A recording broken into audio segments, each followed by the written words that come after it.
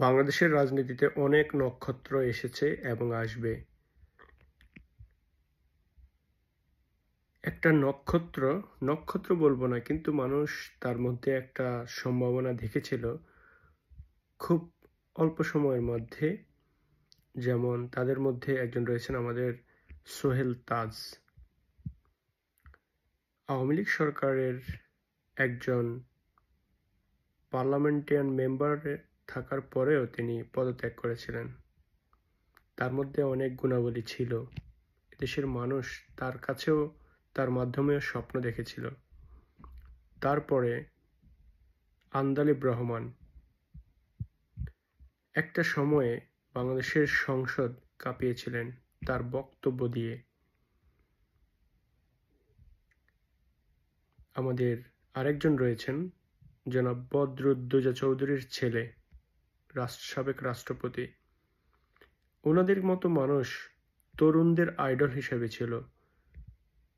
এই অল্প কিছুদিন আগেও ঢাকা ইউনিভার্সিটির ভিপি মানুষদের অনেক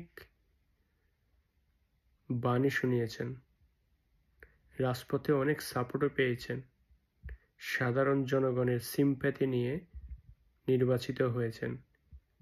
ফলাফলটা কি? হারিয়ে গেছেন মাঠ থেকে।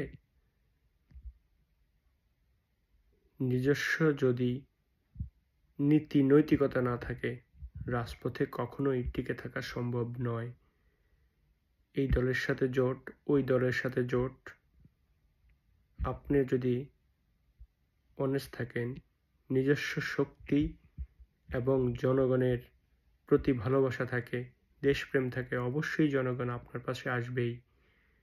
অন্য দলের সাথে যোগ দেওয়ার কোনো প্রয়োজন নেই। এইভাবেই রাজপথ থেকে হারিয়ে যাচ্ছে, হারিয়ে যাবে। তারপরও আশা করি আরও নক্ষত্র আসবে আমাদের রাজনীতিতে, আমাদের দেশের অর্থনৈতিক চালিকা শক্তি সামনের দিকে এগিয়ে নেওয়ার জন্য। ভালো থাকবেন।